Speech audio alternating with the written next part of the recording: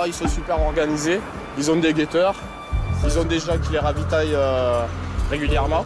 Je prends l'autre côté. Il va falloir taper le sprint derrière lui. Ça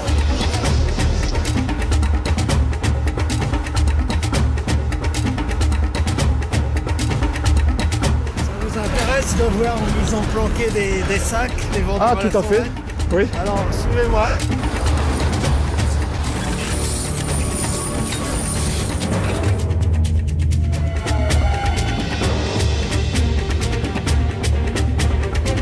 C'est le premier angle que j'ai vendu ma première montre Rolex. Tu as vu ça? Tu n'as pas vu ça, non? C'est qui ça? C'est ton marabout. C'est mon marabout. Yeah. Le mouride peut donner tout ce qu'il a dans sa poche, bien, même vider son compte bancaire, rien que pour la communauté, quoi. Ne parle que du bien, tu n'aurais pas dû parler des millions et des milliards. Combien vous avez réussi à récolter? C'est pas de parler quoi, ça c'est secret, c'est pas dit ça. Que ce soit 1 million ou 200 millions, tout ira à tout bas pour faire avancer les travaux. Nous travaillons au nom de Dieu, nous travaillons pour Dieu. Je travaille la mosquée, la grande mosquée, tu connais pas la grande mosquée de Touba?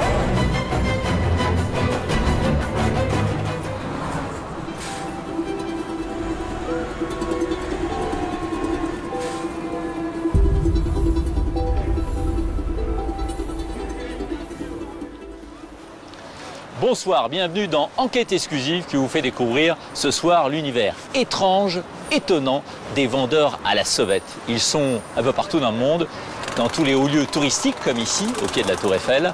Alors derrière ce commerce, petit commerce, florissant, eh bien se cache une véritable multinationale où se mêlent l'argent, la religion et le pouvoir.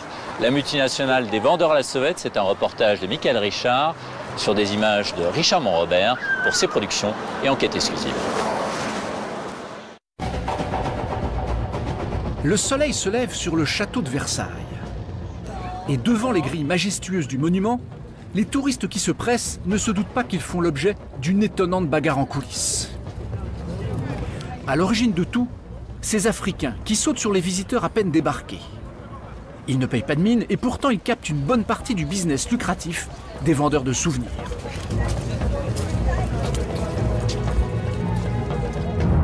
On a sorti nos cartes postales et vous voyez, il y a déjà quelques clients qui se pressent devant le magasin. Bonjour. Marc-Henri est propriétaire d'une dizaine d'échoppes comme celle-ci. Ça va? C'est un commerçant officiel, seulement voilà, ces tours Eiffel sous forme de porte-clés ou de boules à neige, les vendeurs à la sauvette les refourguent dès la sortie des cars et 70% moins cher. On doit peut-être en apercevoir quelques-uns autour qui eux vendent le même type de produit. Donc par exemple, sur ma gauche là-bas, on voit des vendeurs à la sauvette qui vendent les mêmes produits que les nôtres à des prix extrêmement différents. Hein. Des vendeurs qui sont quasiment comme chez eux. Et pour cause, cela fait 30 ans qu'ils battent le pavé du château. À tel point que ce sont eux désormais qui imposent leurs lois aux commerçants. Nos tentes sont vandalisées régulièrement. Vous voyez sur cette tente ici qui a été réparée il y a quelques jours. Et voilà ce qui s'est passé cette nuit. Voilà, quelqu'un a tenté de rentrer et vous voyez, ben voilà, je découvre en même temps que vous. Voilà, je découvre en même temps que vous. Ils se servent. Là, c'est le comble. Là, ça, c'est incroyable. C'est incroyable. Là, je le découvre en même temps que vous. Ils se servent de notre tente pour stocker leurs marchandises. Voilà, des tours Eiffel, donc les mêmes que ceux que nous avons au magasin. Sans doute, ça vient de nos fournisseurs. Hein. Je vois, il y a marqué Paris dessus. Oui, c'est un de nos fournisseurs. Ils vendent des petits porte-clés. Marc-Henri est scandalisé. Mais il ne pèse pas lourd face à ces Africains qui savent se montrer menaçants quand leur organisation est démasquée. Car subitement, ils déboulent dans son dos.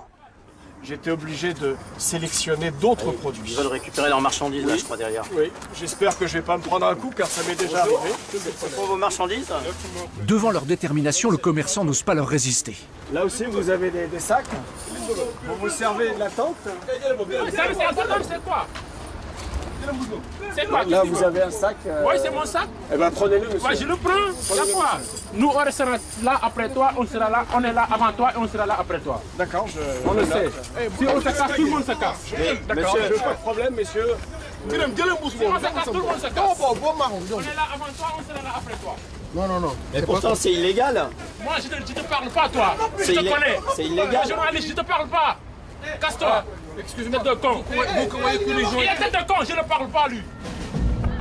Face à la trentaine de vendeurs à la sauvette, Marc-Henri capitule car il craint des représailles, notamment la nuit sur ses boutiques. Ils ont acquis une telle emprise sur leur territoire que quelques minutes après, ils reviennent tranquillement planquer leurs marchandises exactement au même endroit.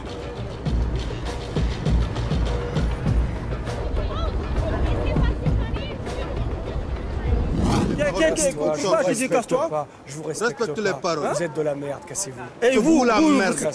Moi, je suis nationalité comme toi. Ah bon, et là, tu payes. Moi, je suis nationalité comme toi. Moi, je suis d'ici comme toi. Tu penses que tu la respectes, la loi? Tu payes la TVA? Comme toi. Tu payes la sécurité sociale? Tu payes tes affaires. Tu payes la TVA? Tu payes l'impôt social? C'est toi qui me contrôle?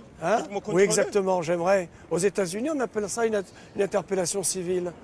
Ça serait bien, ça, que je te prenne, que je t'emmène en tôle. Tu peux le faire? Espèce de voyou, va, voleur. Tu es un voleur, toi tu voles l'État. Toi tu es un voleur. Ces Africains ont mis au point une redoutable organisation qui leur permet d'être présents sur les principaux spots touristiques de France, à commencer par le premier, la Tour Eiffel. Ici, c'est plus d'une centaine de vendeurs qui arpentent sans relâche ce passage obligé des touristes venus du monde entier. Et juste en face, sur l'esplanade du Trocadéro, malheur à qui viendrait les concurrencer. Le commerce est tellement juteux qu'un réseau de revendeurs indiens a tenté de s'implanter. Mais les Africains les ont chassés, manu militari. C'est un territoire, ça ne concerne que les Sénégalais peut-être. Est-ce que vous avez vu un Italien ici? Non. Vous avez vu un Chinois ici? Non. Voilà, c'est ça. C'est-à-dire que c'est vous qui décidez qui peut vendre ici? Voilà, ça, en quelque sorte. Mais si par exemple un Chinois ou un Italien vient vendre, qu'est-ce qui se passe? Non mais il n'a qu'à le faire, il saura. Il saura quoi? Ah bien sûr, il saura ce qu'il voudra savoir. Il va être chassé hein? Je ne sais pas, mais il n'a qu'à essayer. Il y a bien eu quelques tentatives d'incursion, mais sans succès. Et surtout, vite étouffées, car ces échauffourées nuisent au commerce. Alors comment sont-ils parvenus à faire prospérer depuis 30 ans ce business clandestin au vu et au su de tout le monde? Les vendeurs africains sont tellement bien organisés que même Arnaud et David, les policiers du quartier, ont du mal à les coincer. Ouais, ils se sont mis chacun d'un côté du pont. On les repousse au Trocadéro.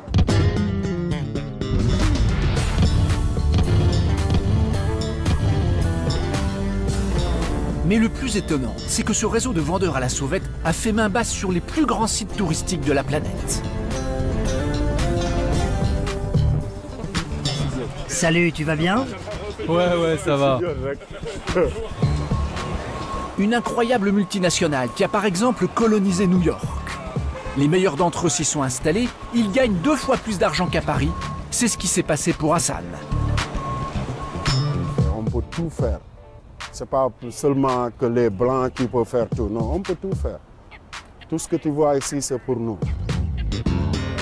Et leur secret se cache dans cette bâtisse. Un mélange de business et de religion où l'argent occupe une place prépondérante.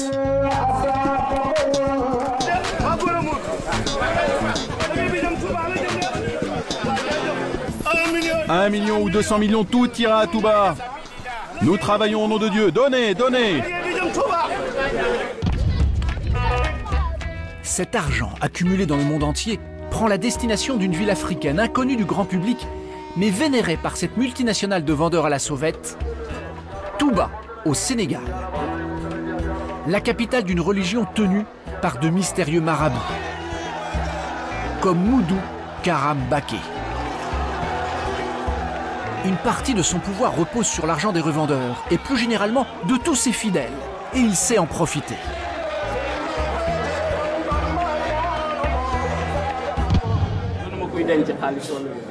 Je ne garde jamais d'argent sur moi. Mais partout où je vais, je loge toujours dans les hôtels les plus chers. Je prends toujours une suite. Alors comment ces fidèles ont-ils mis au point de Paris à Touba via New York une organisation internationale qui leur donne un pouvoir aussi puissant que mystérieux?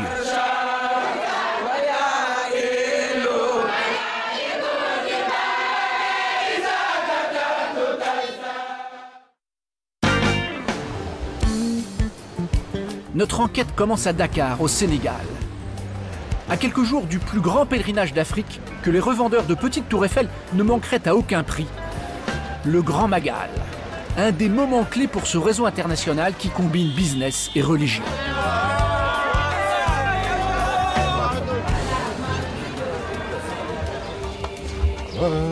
Radim travaille à New York depuis 12 ans, où il a dégoté un job de taxi. Et comme chaque année, il organise avec soin son pèlerinage vers Touba. Il fait partie d'une communauté religieuse qui s'appelle les Mourides. Il y a quelqu'un? Si Radim fait le pèlerinage, c'est pour aller voir un personnage vital pour lui, son marabout. Et pour partager les frais du voyage, il recherche des co-religionnaires. Il est là, Mustapha? Non, il vient juste de sortir. Ah, il est sorti. Tu veux son numéro de téléphone? Ouais, je veux bien son numéro de téléphone. Radim ne ménage pas sa peine. Il lui faut absolument trouver suffisamment de pèlerins pour partager les frais. Impossible pour les Mourides de manquer ce pèlerinage. Ils ne blaguent pas avec, il faut qu'on y aille. On arrive, mais on va y aller. Inch'Allah, Bakisson Touba, on va y aller. Ils seront là-bas. Ils seront au rendez-vous. Ils vont vendre leurs chaussures, ils vont vendre leurs pantalons, ils vont vendre leurs portables. Ils vont aller au Magal. Et ils vont y aller. Et à la gare routière de Dakar, c'est l'heure du grand départ. Voici le genre de bus que Radim et ses amis vont louer. Mais il n'y aura pas de place pour tout le monde. Alors les Mourides s'entassent. Habituellement, le voyage coûte 2000 francs CFA, c'est-à-dire 3 €. Ce n'est pas excessif, mais avec cette affluence, l'occasion est trop belle pour les chauffeurs de faire flamber les prix.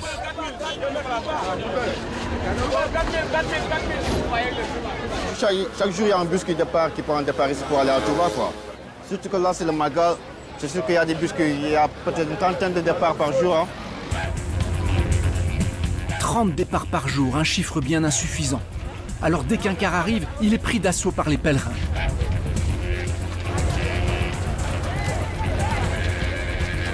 Et après la course, la bagarre. Hé, toi là, donne-moi mon sac. Allez, donne-le-moi. Tu dégages ton sac et t'arrêtes de me dire que je ne peux pas m'asseoir. Tu dégages ton sac, t'as compris? Eh, gardez votre calme. Ça vaut pas la peine de discuter pour ça.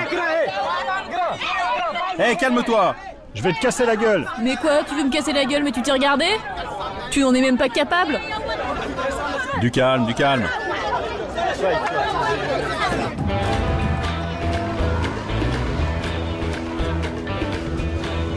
Sur les 200 km de route qui mènent à Touba, des bouchons interminables se forment.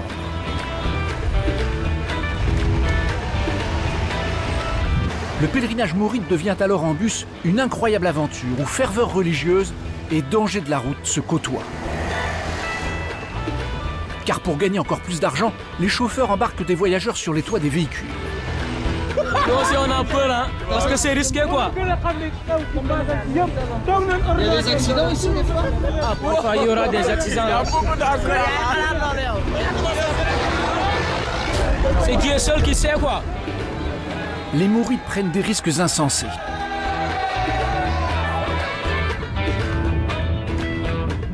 Ce pèlerin, par exemple, joue les équilibristes à l'arrière du camion.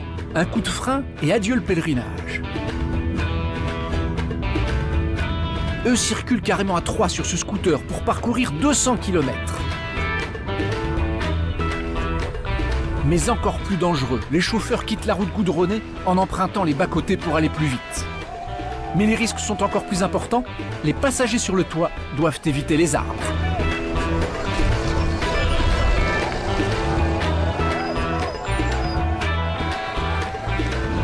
Alors forcément, pour certains pèlerins, c'est la catastrophe.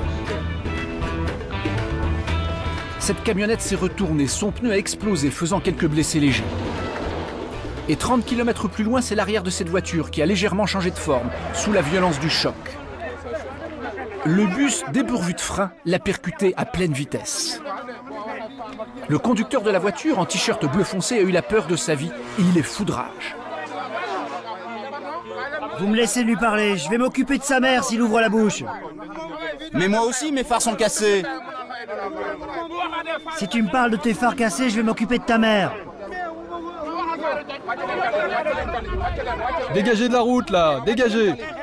S'il me parle encore de ses phares cassés, je vais m'occuper de sa mère et personne ne pourra me retenir. Écoute, le chauffeur a reconnu ses torts, garde ton calme. Tout ce qui arrive, c'est le destin, on n'y peut rien.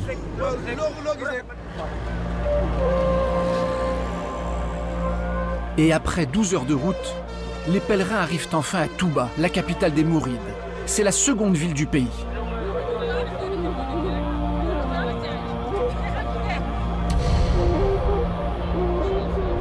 En 30 ans, la communauté mouride a multiplié par 15 la population. Et pendant le pèlerinage, elle va encore doubler pour atteindre les 3 millions d'habitants.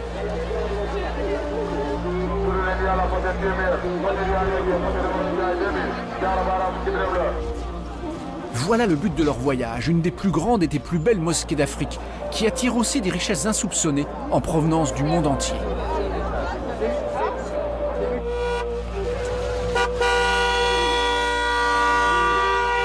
Alors d'où vient l'argent qui a fait prospérer cette petite bourgade?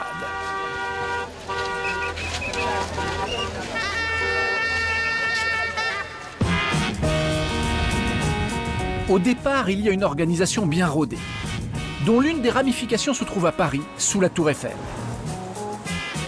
Première caractéristique, les Mourides sont d'excellents vendeurs.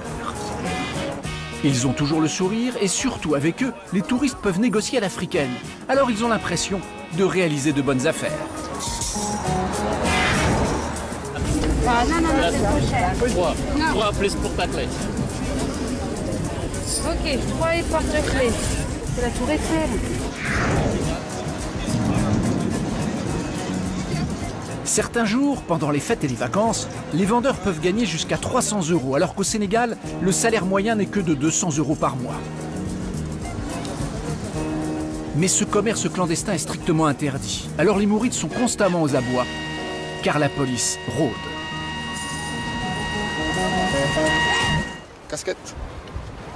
Arnaud et David connaissent parfaitement leur secteur. Pourtant, face aux Mourides, ils sont loin de gagner à tous les coups. Je prends l'autre côté. C'est parti. Ils tentent bien de se dissimuler dans la foule des touristes, mais leurs uniformes les trahissent en permanence. Il là. On va faire celui-là. Ça va être super difficile. Il va falloir taper le sprint derrière lui. Accélère, accélère, attends. Mais un cri d'alerte retentit. Les policiers sont repérés, ils n'ont plus qu'une solution, courir après les Africains. Mais les vendeurs se font la belle, quitte à abandonner dans leur fuite leurs marchandises. Et dès que les policiers s'arrêtent, les fuyards font de même et narguent leurs poursuivants.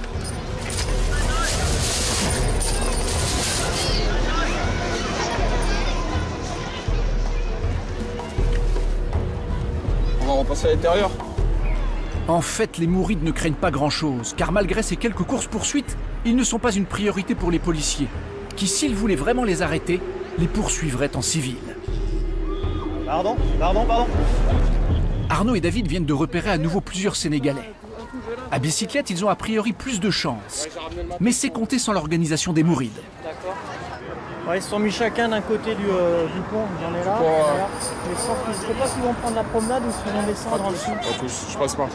On les repousse au Trocadéro, et après au pire on fait le tour et on reprend le... Ça marche.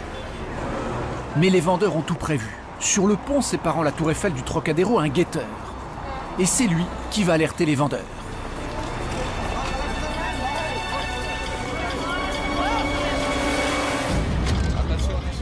C'est parti.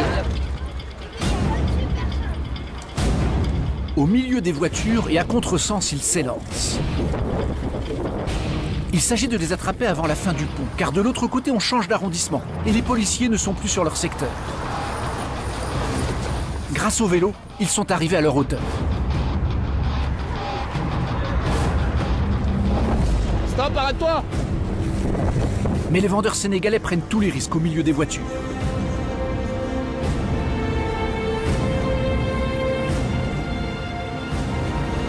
Les policiers jouent leur va-tout pour en coincer un.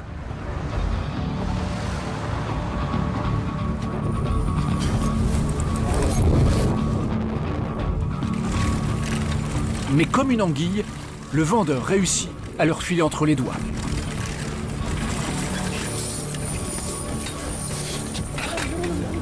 Laisse mourir, laisse tomber. Bref, les Mourides s'enfuient, mais en fait, ils contrôlent mieux leur territoire que les policiers. Et nous allons en avoir une autre preuve. À défaut d'interpellation, Arnaud et David vont essayer de confisquer les marchandises des revendeurs. Voilà. En fait, on regarde dans les poubelles de temps en temps, parce que pour pas qu'on leur prenne leur matériel, ils vont au plus vite. Ils vont au plus vite, c'est ou dans les poubelles, ou derrière des choses comme ça, pour les cacher. Mais les caches sont beaucoup plus nombreuses et beaucoup plus sophistiquées. Et ce jour-là, sans l'aide d'un riverain zélé, les policiers n'auraient jamais déniché un petit stock de bibelots en tout genre. Ça vous intéresse de voir où ils ont planqué des sacs, les vendeurs? Ah, tout à fait. Oui. Alors, suivez-moi. C'est de l'autre côté? Grâce à ce renseignement, Arnaud et David vont avoir la main très heureuse à quelques mètres de là. En effet, pour constituer des stocks d'avance, les vendeurs utilisent des caches très étonnantes. Elles sont dissimulées tout autour de la Tour Eiffel, sous les trottoirs de Paris. Voilà. Donc là, ils ont perdu quand même une petite journée de travail pour eux. Et ça représente certaines sommes d'argent. De cette cavité, David extrait d'énormes sacs bourrés de Tour Eiffel en tout genre. De quoi alimenter plusieurs vendeurs pour toute la journée. Vous êtes tombé sur un trésor là? Ah oui. Vous en trouvez toujours autant? Non, là en fait, quand c'est période de fête, il y a beaucoup de touristes. On va dire à chaque période de vacances, c'est là où ils ont le plus de matériel. La clé de leur trafic, c'est le matériel. C'est d'attraper directement le matériel. Sans matériel, ils ne peuvent pas vendre, donc ils ne peuvent plus rester sur le site. Donc dès qu'on trouve, ce qu'on appelle une planque, on y va directement pour le saisir. Des saisies qui permettent de gêner un peu la vente à la sauvette. Mais elles révèlent aussi les risques encourus par les acheteurs de ces marchandises fabriquées en Chine. Voilà, Tour Eiffel en verre, on a le socle avec. Elles sont super dangereuses. Parce qu'en fait, celles qui sont vendues dans le commerce, elles n'ont pas le bout pointu ici. Là, c'est vrai que c'est super dangereux pour les enfants. Yes. En une demi-heure, les policiers trouvent 3 caches et récupèrent une dizaine de sacs sur l'avenue. Pendant ce temps, 2 guetteurs chargés de surveiller le butin font grise mine. Alors, ils sont super organisés. Ils ont des guetteurs. Ils ont des gens qui les ravitaillent régulièrement. C'est-à-dire qu'ils sont ravitaillés en marchandises? En marchandises. Comment? C'est un véhicule qui vient. On a failli avoir le véhicule une fois. Bon, ça va super vite parce qu'ils arrivent tous. Il a une cinquantaine, une soixantaine. Et ils débarrassent le véhicule en quelques secondes. Alors le véhicule part de suite. Là, je pense qu'on va arrêter parce qu'on ne pourra pas tout transporter. Mais ils vont cacher ailleurs. Parce qu'ils savent qu'on va repasser quoi qu'il arrive. Alors pourquoi les policiers ne mettent-ils pas plus de moyens dans cette traque aux revendeurs? Tout simplement parce que s'ils les arrêtent, ils ne peuvent que les relâcher contre une simple amende de moins de 200 €. Car la multinationale des vendeurs à la sauvette a tout prévu. Les Mourides ne sont pas des clandestins, ils ne sont pas expulsables. Ils ont tous des visas en règle que leur vendent des fonctionnaires corrompus de certaines ambassades européennes du Sénégal. C'est facile d'avoir les visas? On paye 4 millions. 4 millions de CFA? 6 6 000 €. Et à qui on paye ça? Aux ambassades. On était 4. Avec visa Italie. Un visa de l'Italie? Les gens qui font les deals là, ils donnent aux ambassades 2,5 millions. Après, il y a le courrier, il y a le gars qui règle ça. Ils ont deal quoi. On combine entre eux.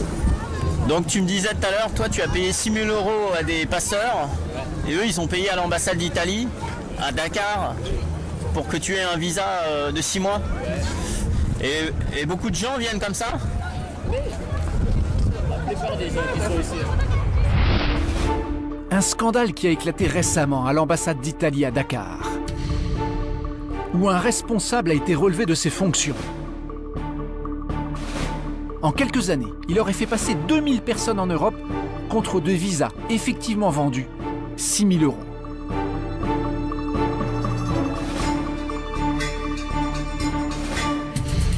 Bref, en Europe, la multinationale est au point. Mais c'est de l'autre côté de l'Atlantique qu'elle a prospéré d'une manière spectaculaire. Direction New York. This goes out to you, player. You know.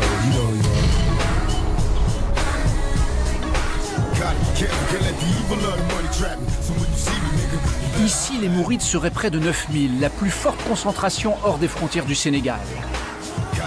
Et c'est dans Harlem, la capitale des Noirs new-yorkais qu'ils vivent, à Little Sénégal. Les Mourides sont comme des poissons dans l'eau. Restaurants, épiceries, boutiques de vêtements, tous les commerces Mourides se réclament de leur capitale, Touba. À New York, les vendeurs gagnent leur vie plus facilement et surtout plus rapidement qu'ailleurs. Ce qu'ils ne manquent pas de raconter à la façon des rappeurs américains. This is Shorty right here in connection in New York, trying to make the money to survive on these days. It's getting hot, but still we gonna get on top. Hey, fuck them cops, I said it. C'est l'argent facile ici. Cela, vraiment, c'est pour cela qu'on est là. Parce qu'on ne veut pas aller travailler pour quelqu'un d'autre. Il nous paye, par exemple, $300 pour 6 jours, les trucs comme ça, alors qu'on peut avoir $300 dans un seul jour ici. Non, donc on va être ici, non? Même si la police nous arrête de gauche à droite, on doit faire l'argent, n'est-ce pas? Salut, tu vas bien? Ouais, ça va. Hassan est mouride. Il a quitté le Sénégal il y a 8 ans. Pour arriver aux États-Unis, il a usurpé l'identité de son frère qui lui a prêté son passeport. En débarquant à New York, il n'avait qu'un but, profiter du rêve américain. Tu dois travailler. Regarde les États-Unis. Les États-Unis est un grand pays. Ils ont travaillé pour avoir tout ça. C'est mon rêve aussi, parce que je voulais faire comme tous les Sénégalais. J'ai des amis qui ont des jolies voitures, des belles maisons au Sénégal, et qui aident leur famille. Et moi, je suis dans une grande famille.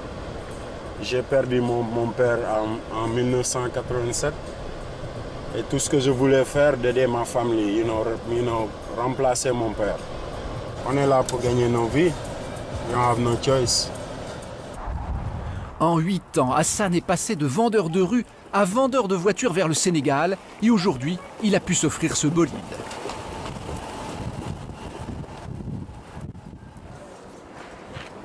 C'est ta voiture?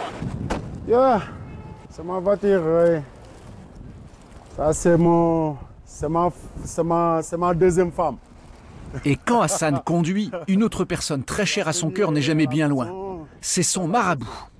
Tu l'as vu? Tu as vu ça? Tu n'as pas vu ça, non? C'est qui ça? Il y avait Serigne Fallou, il y a Serigne Touba et il y a le nom de Serigne Fallou ici. C'est ton marabout? C'est mon marabout, yeah. C'est le marabout de Touba. C'est le grand marabout. C'est une voiture de mouride? Yup. Vrai mouride, 100%. Si on peut dire 1000%. Dès son arrivée en 2001, Hassan est accueilli ici par sa communauté. Et c'est à Times Square, au lieu touristique, qu'il a réalisé sa première vente, une fausse montre de grande marque. J'étais là avec des amis qui m'ont amené, qui m'ont dit qu'il faut faire quelque chose. On m'avait donné des montres. C'est le premier angle que j'ai vendu ma première montre Rolex. Et le client m'a donné 170 $, une montre qui coûte dans les 20 $. Et j'étais en train de danser partout. Car la spécialité Mouride à New York, ce ne sont pas les bibelots touristiques, mais la grosse contrefaçon. À Battery Park, l'embarcadère pour la Statue de la Liberté, s'écoulent des faux sacs par baluchons entiers. Et pour éviter les contrôles policiers, les Sénégalais de New York ont recours à une combine qui permet de se fondre complètement dans le paysage américain. Ils passent par des vétérans qui ont une licence tout ce qu'il y a de plus officiel pour jouer les camelots au coin des rues.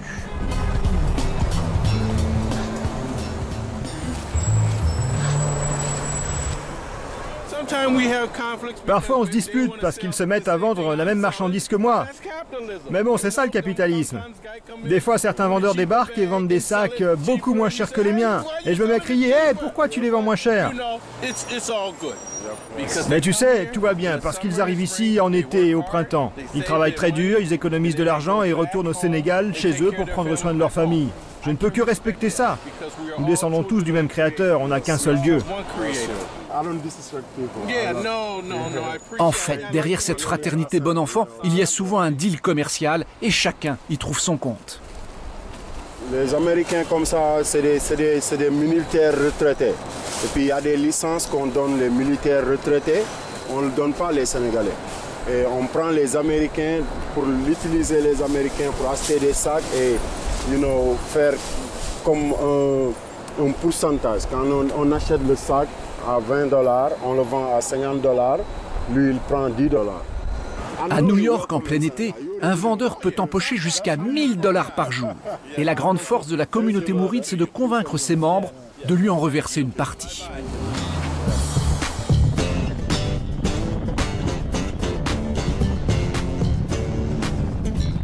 Et pour voir comment argent et religion sont étroitement mêlés, il faut se rendre à Harlem.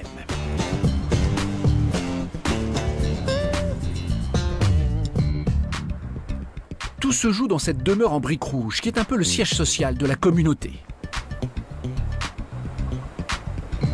Elle nous a désigné comme interlocuteur Murtada, un des responsables mourides new-yorkais.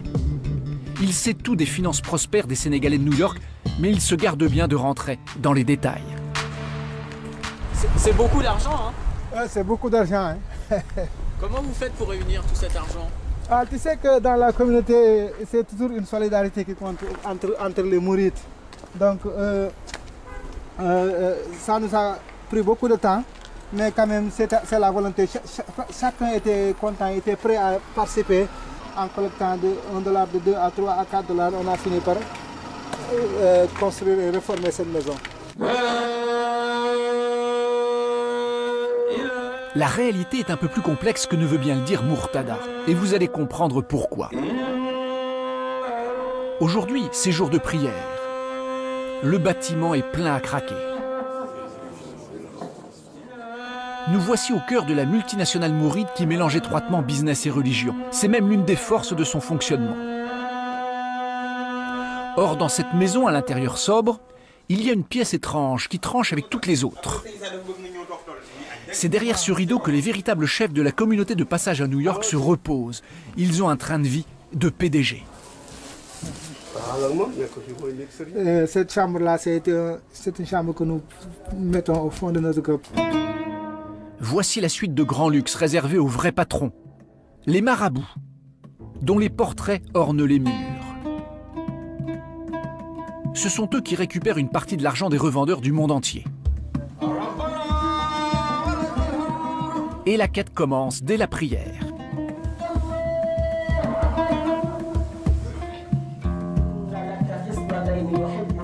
Dans les rangs, des responsables passent avec des sacs. Chacun glisse des dollars. Et il y a toujours une bonne cause pour donner. Sur le palier, en quittant la salle de prière, c'est une seconde quête qui servira au fonctionnement de la maison.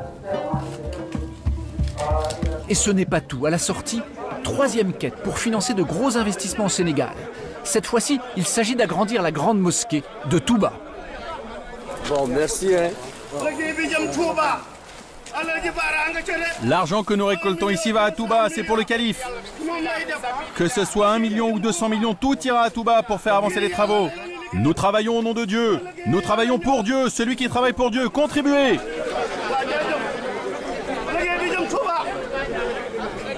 L'argent qui est parti Touba, dollar même qui est parti avec le dollar, c'est pas de change, c'est pas. Et ça sert à quoi là-bas? Inch'Allah. C'est travail la mosquée, la grande mosquée, tu connais pas la grande mosquée de Touba? N'est pas vu, tu es le plus fort pour te vite la mosquée de Touba. C'est ça qui travaille pour ça. C'est musulman qui travaille jusqu'à ce qu'il va mourir. Travail. Chaque mouride estime normal de donner une partie de son travail pour la capitale et ses marabouts. Conséquence, les sommes récoltées sont phénoménales. Mais c'est un des secrets les mieux gardés de la religion. Ça a bien marché, votre collecte? Par la grâce de Dieu. Combien vous avez réussi à récolter? C'est pas de parler, ça c'est secret, c'est pas de ça. Ça c'est secret, ça c'est pas de parler pour... Alors comment percer ce mystère? Dès le lendemain soir, retour à Harlem, dans une autre mosquée. À la recherche d'un fidèle qui serait un peu plus bavard que les autres. La quête a déjà commencé et c'est Modou qui va se laisser aller à quelques confidences.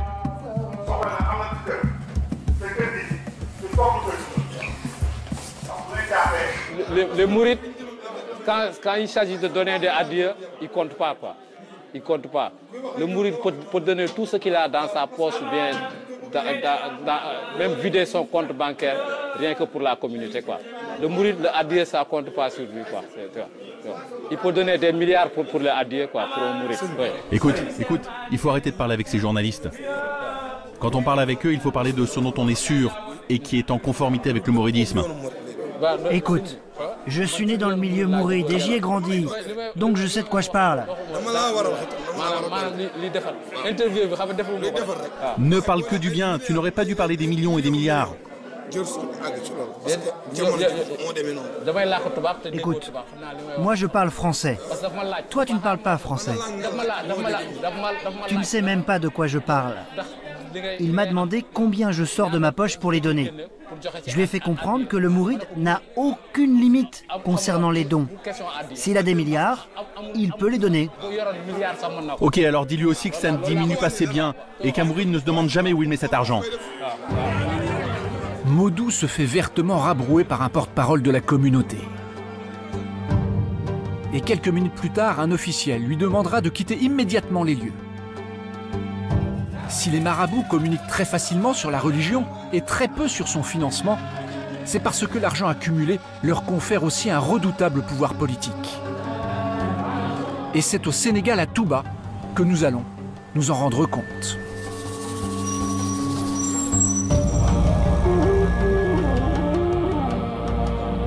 Retour au Magal, le grand pèlerinage mouride qui bat son plein.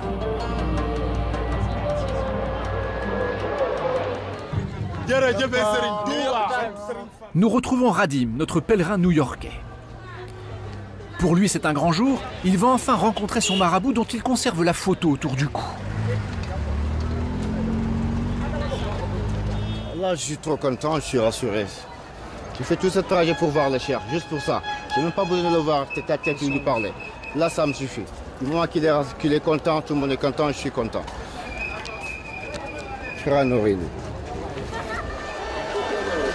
Au même instant, dans les rues, des sirènes se font entendre. Les voilà qui arrivent. Ce sont les maîtres de Touba qui prennent possession des lieux. Attendus comme des messies, les marabouts mourides sont des personnages puissants et richissimes.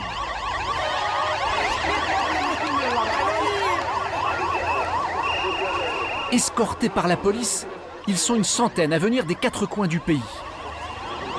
Leurs 4x4 rutilants forment une foule souvent pauvre et totalement acquise.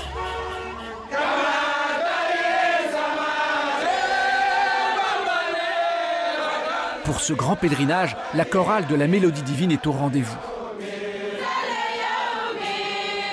Dans cette propriété, Les fidèles attendent depuis plusieurs heures celui qui actuellement séduit des milliers de jeunes Sénégalais. C'est l'un des marabouts les plus influents et controversés chez les Mourides. Nous sommes dans sa grande villa de 3000 mètres carrés. Et il s'est même fait construire une somptueuse mosquée privée dans la cour intérieure grâce à l'argent donné par ses disciples. Il s'agit de Serigne Modou Kara Mbacké, surnommé le général, pour son goût de la discipline et le caractère militaire de son mouvement religieux. Radim est aux premières loges, car Modou Kara est son marabout depuis 10 ans. Mais impressionné, il est incapable de dire un mot. Qu'est-ce que tu ressens, Radim? Écoute mec, là franchement je peux même plus te parler.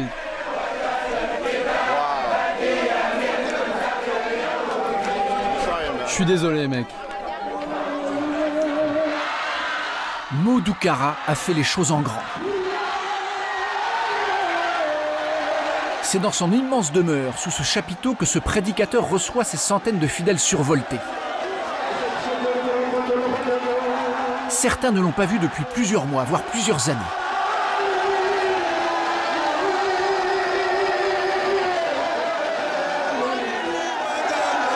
Sur son passage, les fidèles doivent se prosterner et rester au sol pour marquer leur totale soumission.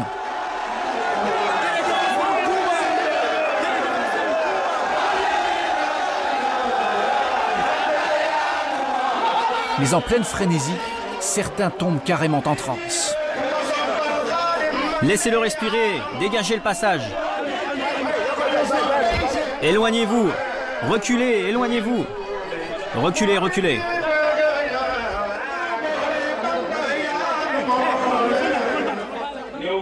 Serigne Modou Kara est une véritable bête de scène, un marabout moderne.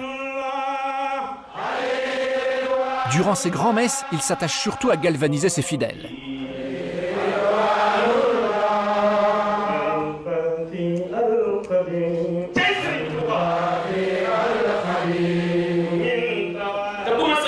On est là pour une même cause, et faisons en sorte que cela nous serve. Je vous exhorte à faire preuve de dépassement. On ne doit pas se fâcher aujourd'hui. Tout le monde doit être content. Aujourd'hui, c'est un jour de joie. Dans le public, Radim n'en perd pas une miette. Alors pourquoi adule-t-il son marabout? Il est persuadé qu'il peut exaucer tous ses vœux de bonheur, de chance ou de prospérité. Les jeunes ont confiance en lui, ils ont besoin de lui, ils ont confiance en lui. C'est un leader, en même temps un ami, tu vois. Il est tout pour nous, parce qu'il nous guide, il est tout pour nous, sérieusement. Est-ce qu'on peut dire que tu es soumis à lui? Je suis soumis à lui. Corps et âme, je suis soumis à lui. Corps et âme. Après la cérémonie, le marabout consent à recevoir certains disciples au cours d'apartés privés. Les fidèles lui font alors des dons d'argent et des cadeaux. En contrepartie, le marabout prie pour eux et leur donne des conseils. À gauche de Modou Kara, un disciple se précipite avec un flacon de parfum pour arracher une prière, ce qui visiblement n'émeut guère le chef religieux. Et ces marques d'affection vont durer plus d'1 heure. Approche, bienvenue. Ça va, tu vas bien? Comment vont les gens de Paris? Tiens, prends ça, Sader. Quelques instants plus tard, cette dame en bleu espère elle aussi une prière. Mais le marabout n'est pas d'humeur et comme pour s'excuser, c'est lui qui cette fois-ci va lui donner un peu d'argent. Pouvez-vous prier pour nous? Ça fait si longtemps que vous n'êtes pas venu. Ce n'est pas le moment de prier. Sader, tu vois la femme en bleu? Donne-lui 20 000 francs CFA et écoute ce qu'elle a à te dire.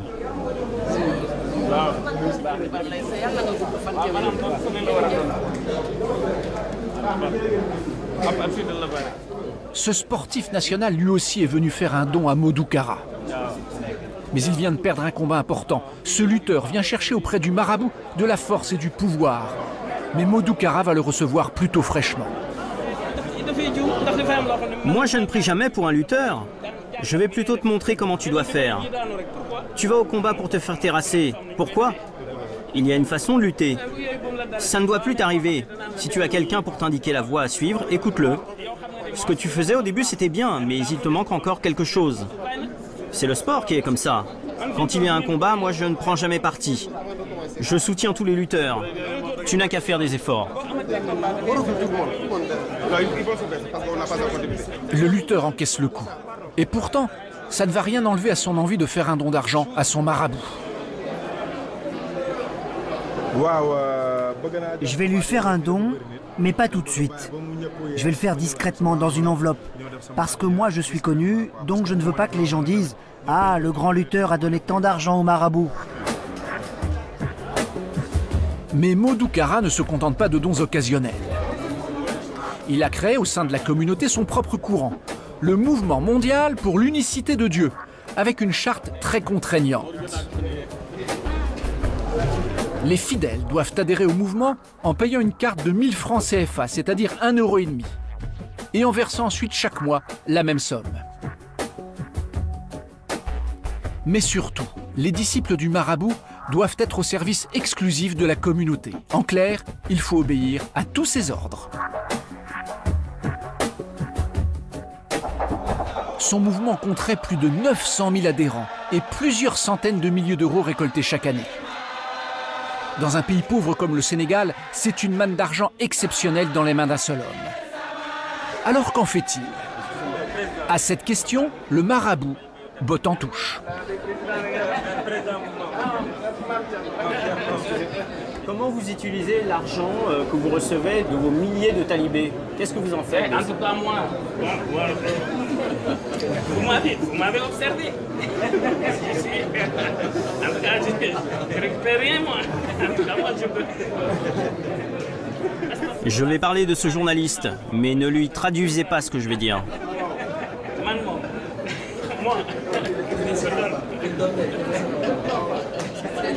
Parmi tous les journalistes, ce sont toujours les Blancs qui posent les questions les plus embarrassantes. Les journalistes sénégalais vont tenter aussi leur chance et le marabout va être un peu plus bavard.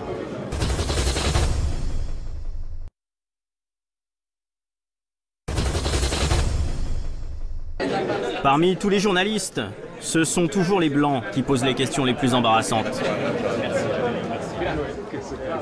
Les journalistes sénégalais vont tenter aussi leur chance et le marabout va être un peu plus bavard.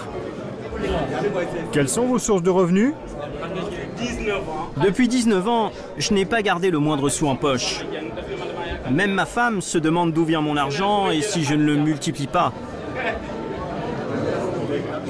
Mais partout où je vais, je loge toujours dans les hôtels les plus chers. Je prends toujours une suite. En fait, une partie de son argent passe dans les voitures, ses villas et les hôtels de luxe. Mais ce n'est pas tout.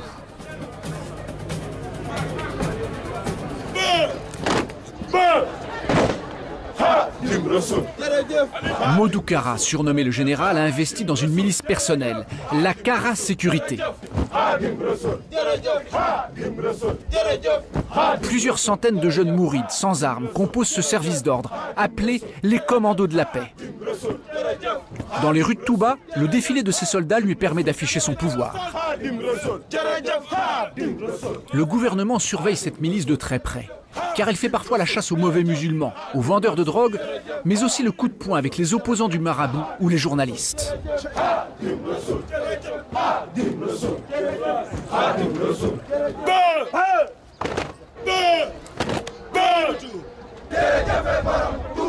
Modou Kara fait envoyer pendant chaque pèlerinage plus de 300 porteurs de plats dans Touba pour nourrir la population.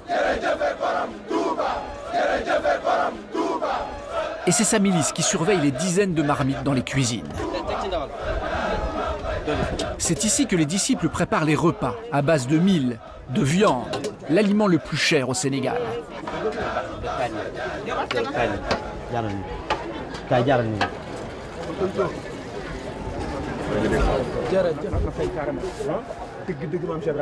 Soyez des dignes représentants du marabout. Que chacun fasse aujourd'hui comme s'il a vu Dieu. C'est bien compris ?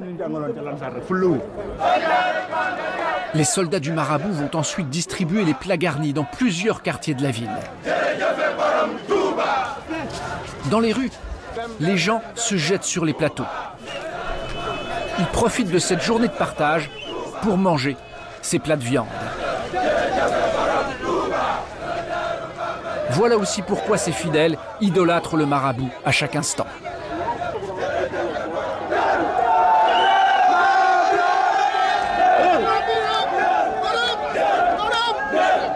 Ça, c'est le commandant sacrifié de Dieu. Nous n'aimons que ce que Dieu aime. Nous ne voulons que ce que Dieu veut. Nous ne voulons que tout ce que Cheikh Ahmadou Kara Mbacké Noreyni veut. Jërëjëf Cheikh Ahmadou Kara Mbacké Noreyni. Jërëjëf Cheikh Ahmadou Kara Mbacké Noreyni. Jaarama borom daaru. Jaarama borom daaru.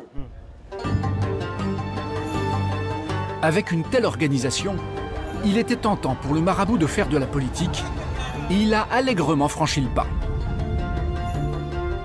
Une personnalité a vu tout le parti qu'il pouvait tirer de ce puissant et richissime marabout. Et justement, aujourd'hui, cette personnalité vient elle aussi faire son pèlerinage. À l'héliport de Touba, c'est un grand jour. Pour l'occasion, les marabouts ont revêtu leur plus beau boubou. Il ne manquerait pour rien au monde l'accueil de ce grand personnage. Quitte à affronter une petite tempête de sable provoquée par l'hélicoptère tant attendu.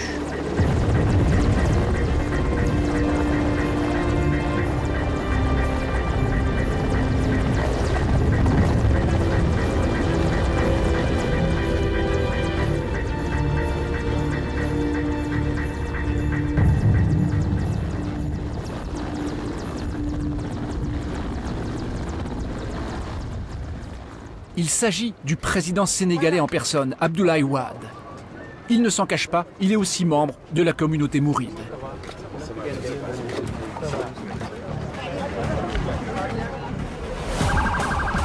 Aujourd'hui, le président Wade revient sur les terres qui ont beaucoup pesé dans sa réélection. Et ses opposants disent qu'il vient renvoyer l'ascenseur aux marabouts qui ont fait sa campagne. Car en 2007, le candidat à la présidentielle, Abdoulaye Wade, a mobilisé toutes les bonnes volontés. Par exemple, pour ce meeting très important, un homme s'est dépensé sans compter pour convaincre les électeurs de voter pour lui. Et cet homme, c'est Modou Kara. Pour le futur président, le marabout avait convoqué tous ses fidèles. Il brandissait alors des pancartes avec en photo les deux hommes côte à côte. Leur mission, voter pour Wade et inciter les électeurs à le faire.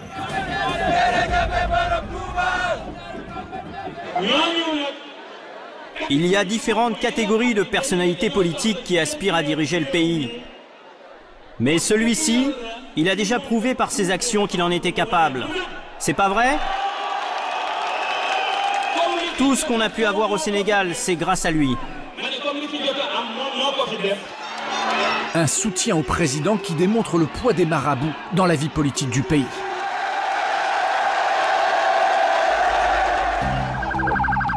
Et aujourd'hui, à Touba, le président Wade est venu honorer une promesse faite aux autorités mourides s'il était réélu. Pour cela, il vient retrouver dans sa résidence l'instance suprême des mourides. Le grand calife, le grand chef de tous les marabouts mourides. Cet homme règne sur Touba et 3 millions de mourides répartis dans le monde. En tant que disciple, le président sénégalais est un de ses contributeurs. Et comme tout bon fidèle, il donne au grand calife des marabouts. Et sa générosité est sans limite.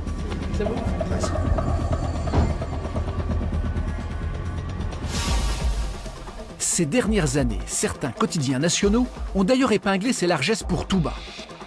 En 2007, par exemple, il a débloqué 150 millions de francs CFA, soit 230 000 euros. Et quelques temps plus tard, il revenait s'agenouiller aux pieds du calife pour lui offrir sa 32e limousine. Enfin, il y a 2 ans, Touba a carrément décroché le jackpot. Wade a lancé un projet pharaonique de 100 milliards de francs CFA pour rénover la ville sainte, près de 150 millions d'euros. Conséquence, dans les 5 années à venir, c'est un château d'eau qui sortira de terre. Les Mourides disposeront aussi d'un abattoir flambant neuf et 600 km de route remplaceront les pistes de sable de la ville. Mais pour autant, le président se défend d'être dans la main des marabouts.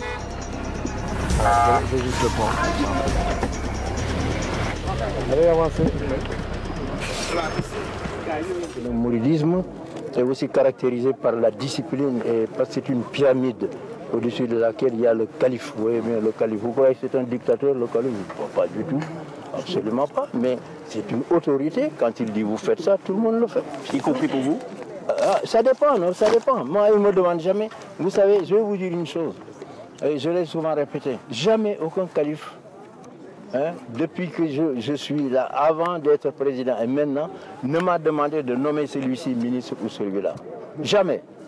Jamais aucune implication dans mon gouvernement. S'il me le demandait, ça m'aurait beaucoup gêné. Si le calife demain me dit il faut nommer celui-là ministre, ça m'aurait gêné. Ça me poserait des problèmes. Mais jamais, parce qu'ils savent ce qu'il faut faire et ce qu'il ne faut pas faire. Ils me laissent. Je suis à l'aise. Je suis à l'aise, très à l'aise.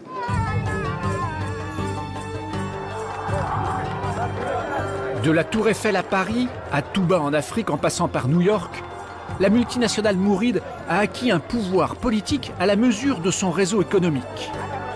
Les millions de dons collectés dans le monde entier profitent à la Grande Mosquée, cet édifice à l'opulence inhabituelle en Afrique. Et certains chefs mourides voudraient faire de cette mosquée le centre d'un futur régime politique sénégalais, une république des marabouts.